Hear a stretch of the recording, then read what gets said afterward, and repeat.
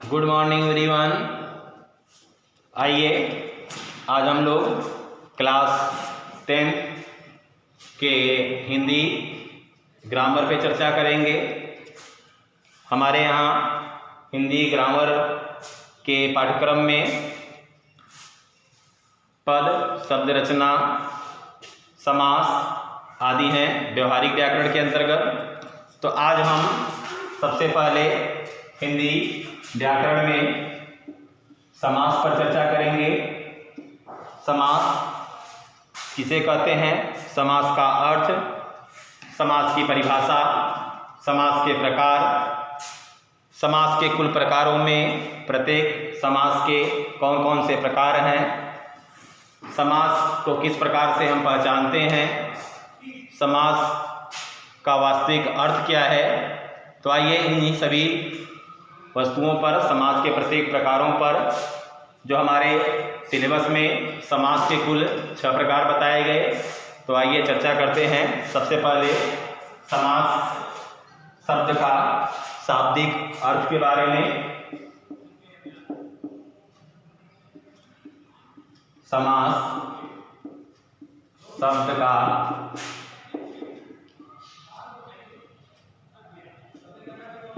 शाब्दिक अर्थ। समास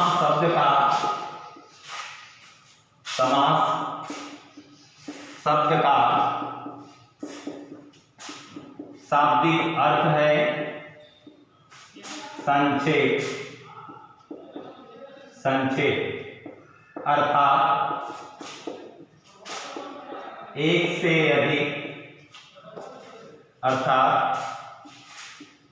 से अधिक कई शब्दों को जोड़कर एक नवी शब्द का निर्माण करना ही संक्षिप्तीकरण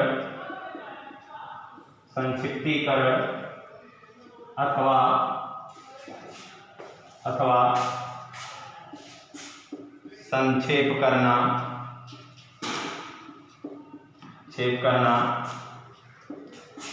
कहलाता है। इसे ही हम समास के नाम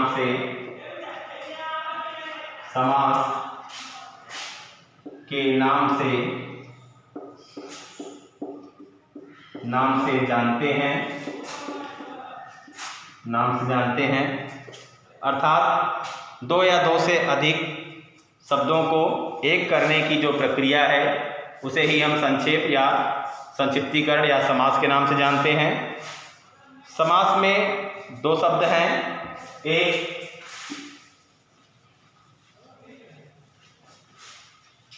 पहला शब्द जिसे हम समास के नाम से जानते हैं, समास को ही हम समस्त पद के नाम से भी जानते हैं। समास को ही हम समासिक पद के नाम से भी जानते हैं। इस प्रकार समस्त पद या समासिक पद दोनों को ही समास कहा जाता है। अब हम समास की परिभाषा में समझते हैं। जैसा कि संक्षिप्तीकरण में बताया गया, समास शब्द की परिभाषा सीधे हम समझते हैं। 2 या 2 से अधिक शब्दों को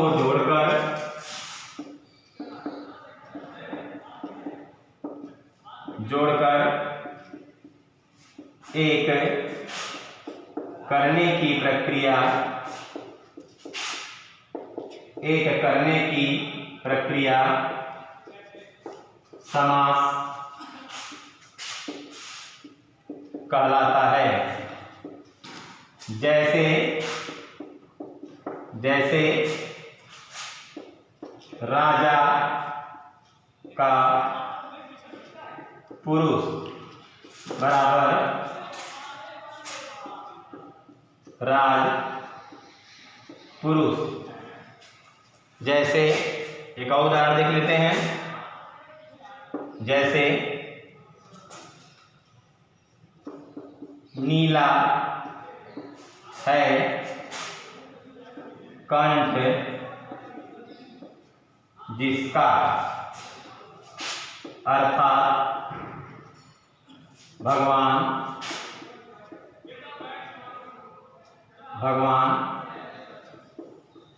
शिव, अर्थात भगवान शिव। ठीक है, यहाँ पे देखिए नीला है कंठ जिसका, ये 4 शब्द हैं, 1 2 3 4। चारों शब्दों को जोड़ करके एक शब्द बनाया गया भगवान शिव, अर्थात कई शब्दों को जोड़ करके एक शब्द का निर्माण किया गया। इस प्रकार कहा जा सकता है 2 या 2 से अधिक शब्दों को एक कर जोड़ देने की जो प्रक्रिया है वह समास कहलाती है। चलिए आगे चलते हैं फिर समास के प्रकार में।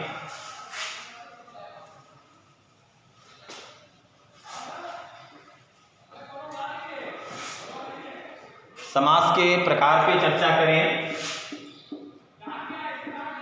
समास के प्रकार में चर्चा करें तो समास के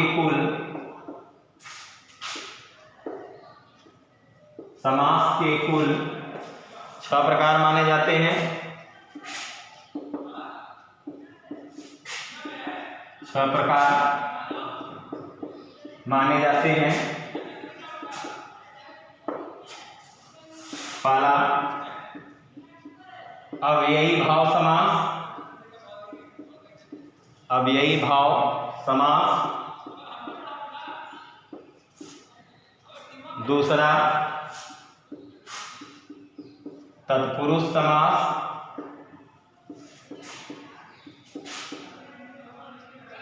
तीसरा कर्मधारय समास।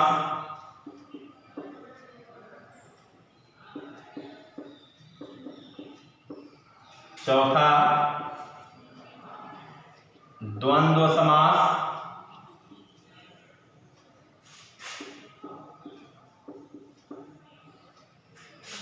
पांचवा द्विगु समास।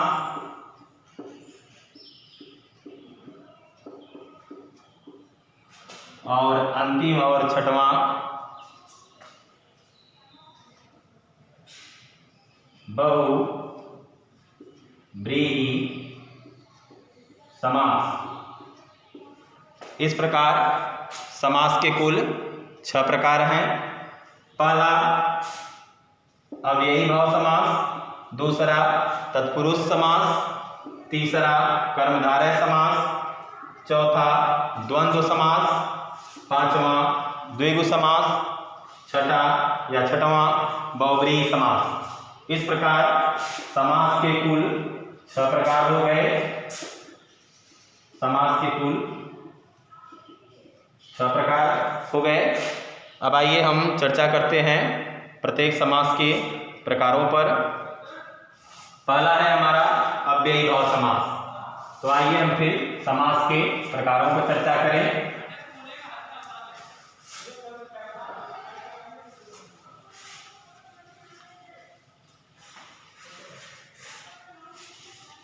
समास के कुल 6 प्रकार हुए, जिसमें मैंने बताया अभी पहले समास का नाम है हमारे अव्ययी भाव समास।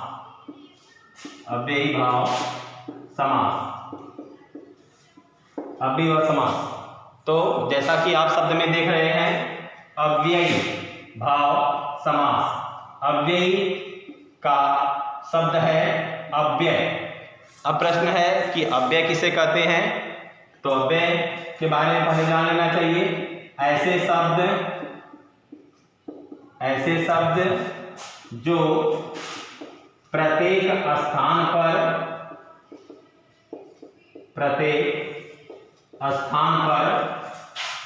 आकर अपना एक ही अर्थ व्यक्त करते हैं, अपना एक ही अर्थ व्यक्त करते हैं, अव्यय कहलाते हैं। अव्यय कहलाते हैं। इसमें ऐसे शब्द आते हैं जो जैसे मिट्टी, घर आदि।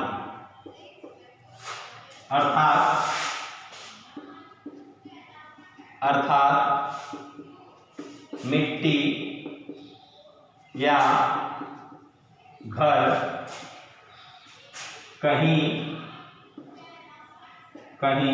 या किसी वाक्य में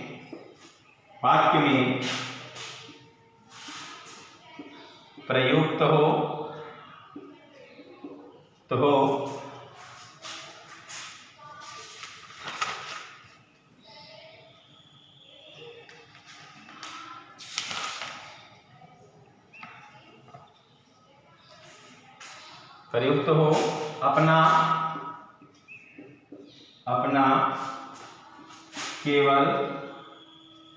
अपना केवल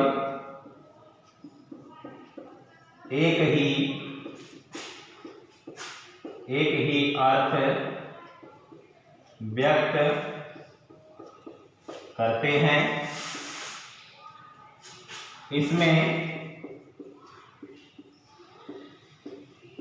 उपसर्ग भी आते हैं।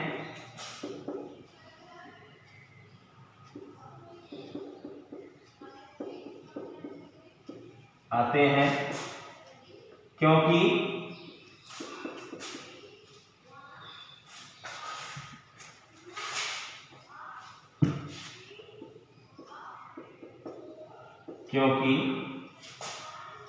उपसर्गों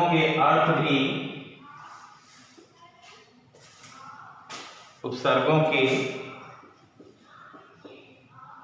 अर्थ भी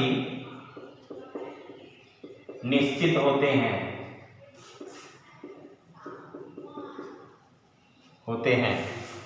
चलिए अब हम आते हैं अव्ययीभाव समास की परिभाषा के बारे में। अव्यय हमने समझ लिया है।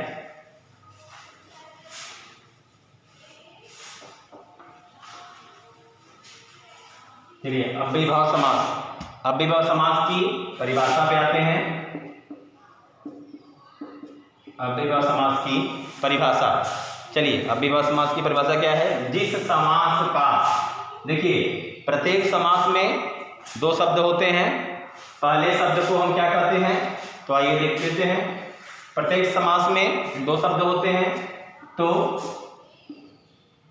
पहले वाले शब्द को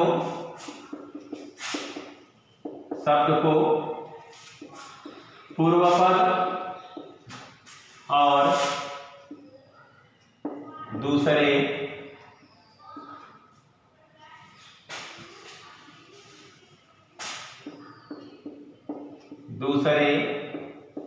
वाले शब्द को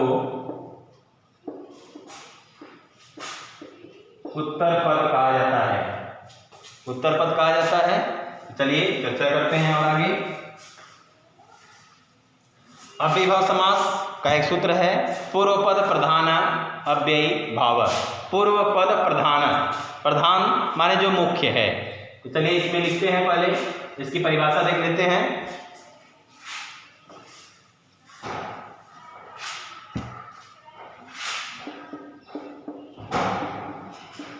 परिभाषा चलिए देखते हैं। जिस समास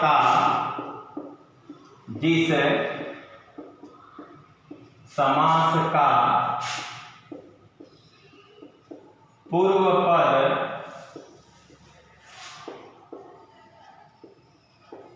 प्रधान हो और अन्य शेष पद अव्यय हो उन्हें अव्ययी भाव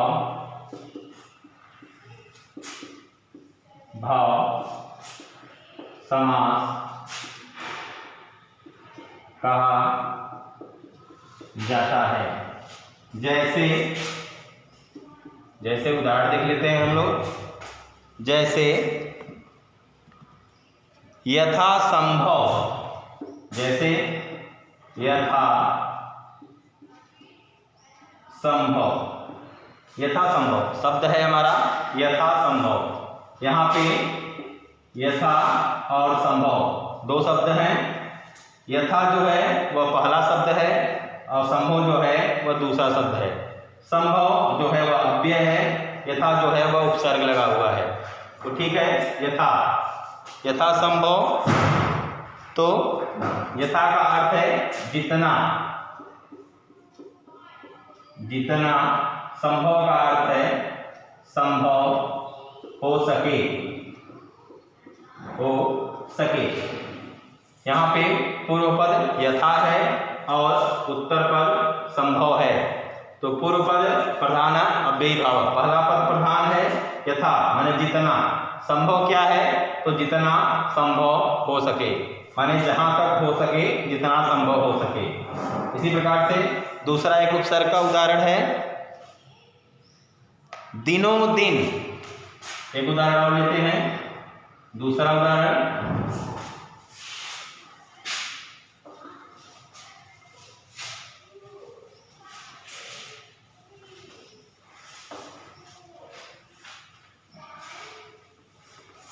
दूसरे उदाहरण में आते हैं।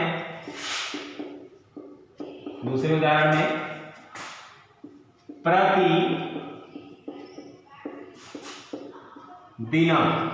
प्रतिदिनम, प्रति का यहाँ अर्थ है रोज और दिन, अर्थात हो जाएगा प्रतिदिनम, प्रतिदिनम, दिनों प्रतिदिन, दिनों रोज, दिनों दिन, दिनम प्रति, रोज या प्रतिदिन कर सकते हैं हम, दिनों दिन या प्रत्येक दिन, सीधे कर सकते हैं प्रत्येक दिन, हर रोज या प्रत्येक दिन। इस प्रकार एक उदाहरण और देखते हैं,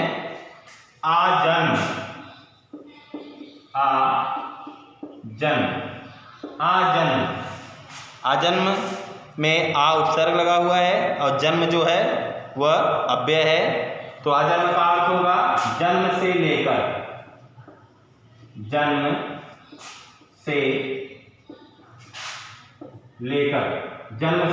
आजन्म माने जन्म से लेकर। यहाँ पे पहला पद प्रधान है, आ को हटा दिया जाए तो जन्म का कोई अर्थ नहीं निकलेगा, इसलिए हो जाएगा आजन्म माने पूरे जन्म, यानी जन्म से लेकर। इस प्रकार एक उदाहरण और देखते हैं, आमरण, एक शब्द है आमरण, इसका अर्थ हो जाएगा मृत्यु पर्यंत तक, जब तक मृत्यु न हो जाए। इसमें भी आ जो है वह पहला पद प्रधान है, दूसरा पद गौड़ है। तो अव्ययी भाव समास में जहां पर उपसर्ग दिखे, पहला पद और प्रधान हो, दूसरा पद अव्यय हो, मृत्यु तो मृत्यु ही रहती है तो अव्यय है वहां पर। तो इस प्रकार आमरण में मृत्यु तक। चलिए आगे चलते हैं फिर दूसरे समास की ओर। दूसरा समास है हमारा तत्पुरुष समास। आइए चर्चा करते हैं फिर तत्पुरुष समास में।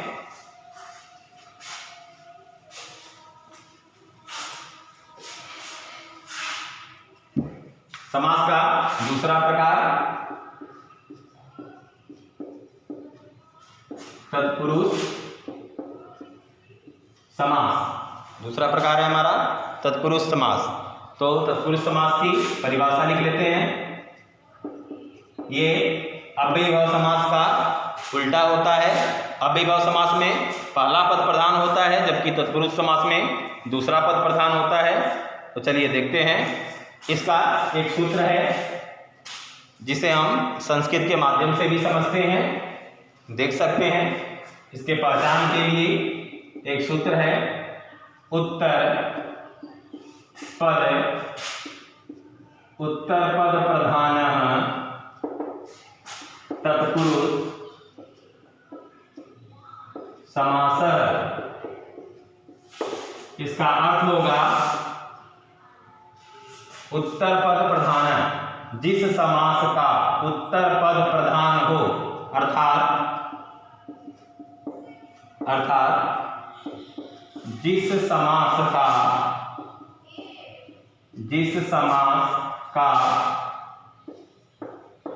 उत्तर पद अर्थात दूसरा शब्द प्रधान हो, वहां तत्पुरुष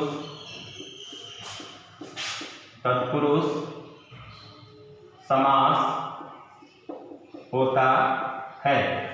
अर्थात जिस समास का दूसरा पद हटा देने से पहले पद का अर्थ नहीं निकलता है, वहां तत्पुरुष समास होता है। तो चलिए देखते हैं उदाहरण में।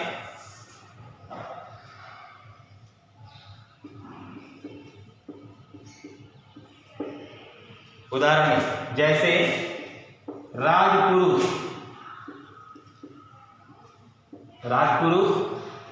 यह है तत्पुरुष समास। इसमें पहला पद है राज और दूसरा पद है पुरुष। तो राजा का क्या है? तो राजा का पुरुष माने सेवक या उसका नौकर। तो हो जाएगा राजा का सेवक या पुरुष, राजा का पुरुष या सेवक।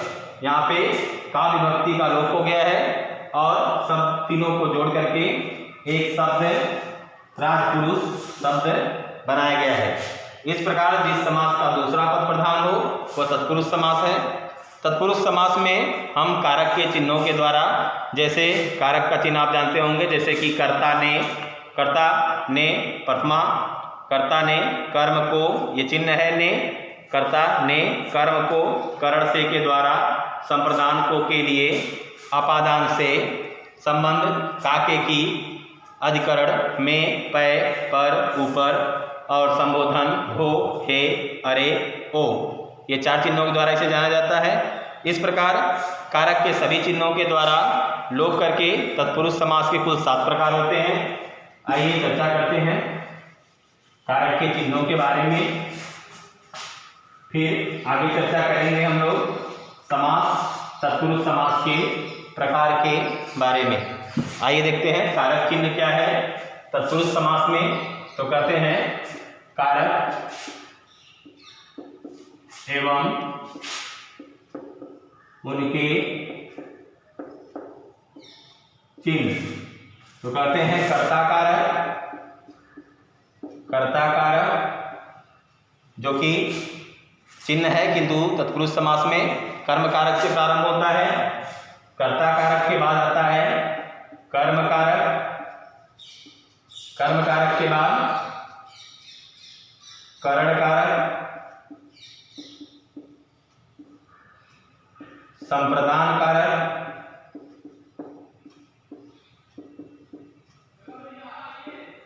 अपादान कारक, फिर संबंध कारक,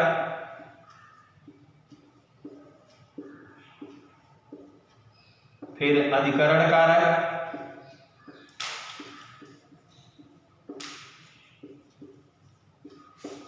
फिर संबोधन।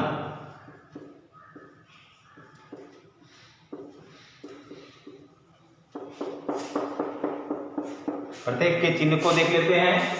कर्म कारक, कर्ता का चिन्ह है ने, कर्म को करण से के द्वारा, संप्रदान को के लिए, अपादान से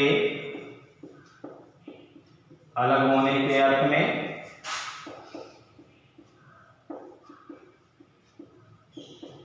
में, संबंध का के की, अधिकरण में, पै पर ऊपर, संबोधन भो ए अरे ओ। इस चिन्ह के द्वारा हम कर्ता कारक ने, कर्ता ने कर्म को करण से के द्वारा, संप्रदान को के लिए, से के द्वारा, संप्रदान को के लिए, अपादान से, फिर संबंध का के की, अधिकरण में, पै पर ऊपर, संबोधन का चिन्ह है हो ए अरे और ओ। इसके द्वारा हम तत्पुरुष समास के अन्य 7 प्रकारों के बारे में चर्चा करेंगे। चलिए, आज समय समाप्त हो रहा है। नेक्स्ट डे हम तत्पुरुष समास के सभी प्रकारों पर चर्चा करेंगे और उनके उदाहरण पर चर्चा करेंगे। Thank you. Good bye everyone.